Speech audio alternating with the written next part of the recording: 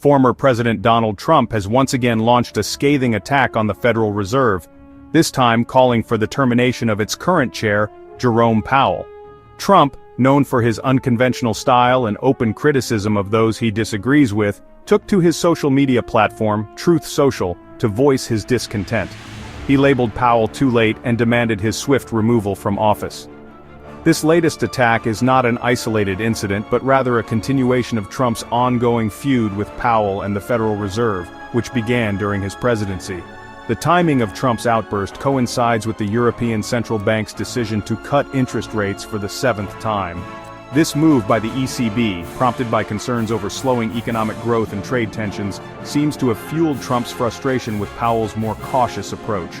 Trump believes that the Federal Reserve should have followed suit and lowered interest rates long ago. He argues that such a move would stimulate the economy and counteract the negative effects of his tariffs, which he claims have made the U.S. rich. However, Trump's claims about the positive impact of tariffs and the state of the economy are disputed by economic data.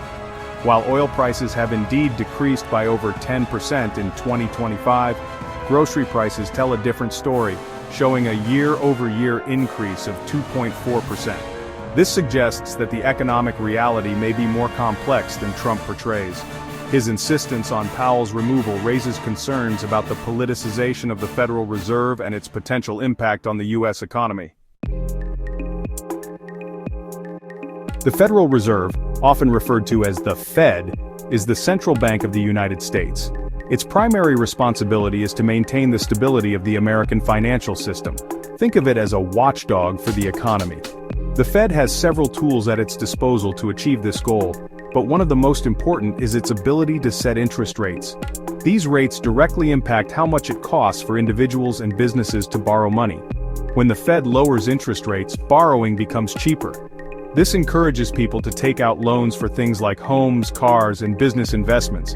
Increased borrowing can lead to economic growth because it fuels spending and investment. However, if interest rates are kept low for too long, it can lead to inflation. Inflation is a general increase in the prices of goods and services, which can erode people's purchasing power. On the other hand, when the Fed raises interest rates, borrowing becomes more expensive. This can help to slow down inflation, but may also slow down economic growth.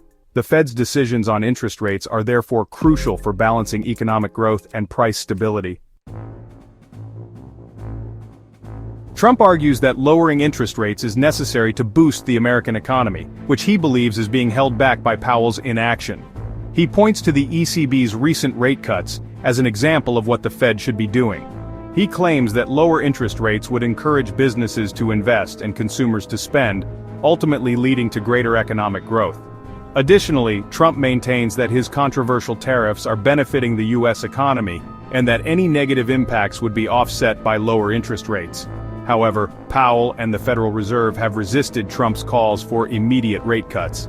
Powell, speaking at the Economic Club of Chicago, emphasized the Fed's commitment to making independent decisions based on economic data, free from political pressure. He stressed the importance of maintaining the Fed's credibility and cautioned against making hasty policy changes without a clear understanding of their potential consequences. Powell also pushed back against Trump's claims about the positive impact of tariffs, warning that they could actually worsen inflation by increasing prices for consumers.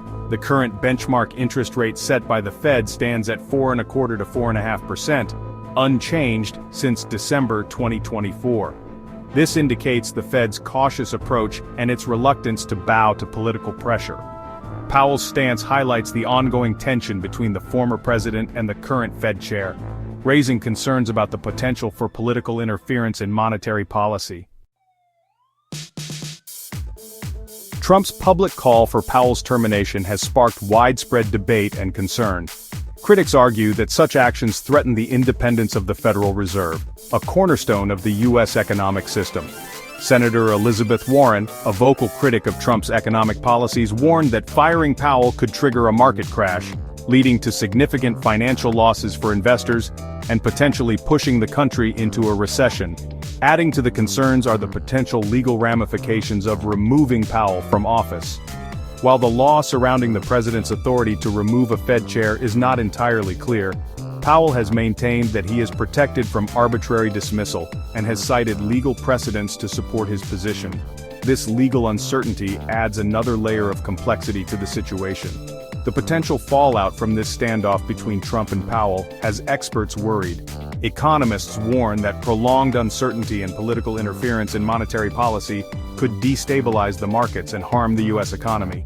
They emphasize the need for a stable and predictable economic environment to foster growth and maintain investor confidence. The situation remains fluid, with no clear resolution in sight. All eyes are now on the White House and the Federal Reserve as the nation grapples with the potential consequences of this high-stakes economic standoff. The coming months will be crucial in determining the future direction of U.S. monetary policy and its impact on the American people.